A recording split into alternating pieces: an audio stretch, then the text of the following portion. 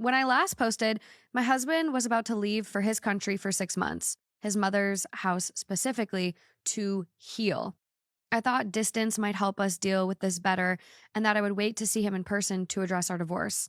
But what happened before and after his trip made everything painfully clear. One afternoon before he left, my parents asked if we wanted to go out for lunch. He had just taken a shower, and when I asked if he wanted us to join them, he got angry.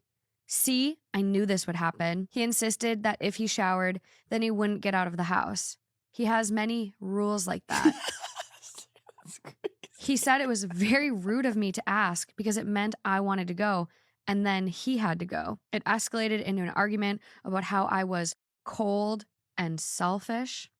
I tried not to fuel any argument, and that was also a problem. He called me totally apathetic and said I didn't care anymore. He's crashing out. He's crashing out. He's creating issues now. He then made a comment that scared me. Something about not seeing the point of living anymore. It wasn't direct, but it left me shaken and upset because I've suggested therapy many times and he refused it. The next morning, he ignored my texts and the door when I knocked on the bathroom.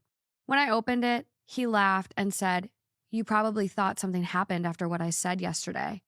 And he laughed. That's when something in me broke. My worry, my care had become another tool for control. Did he love me, or was he mistaking love with control? She's smart.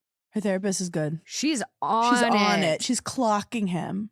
Man, we had another talk about his family before his flight. I told him I felt uncomfortable when they crossed lines and that I needed him to stand up for me. His answer was, quote, "Of course I'll back you up. We'll just discuss it privately after it happens." That's when I confirmed one last time he wasn't planning to defend me at all, just to avoid upsetting them. When he left, he refused to let me drive him to the airport because it would make things harder. I stayed home, realizing the real goodbye had already happened days before. After arriving, he said his mom saw him at the airport, looking tired, and joked, "From your wife?" He told me that story like it was funny. It wasn't, but it summed up our marriage. During his first week in his country, we barely spoke. Then, out of nowhere, his mother, who hadn't texted me in years unless it was something about her son, messaged me. She wrote that she hoped I was doing well and that they were trying to move forward despite how bad things were, and that she enjoyed having me there with her son. It caught me off guard. I knew she meant it to sound kind, but it felt performative, like she was trying to keep me emotionally connected to him through her.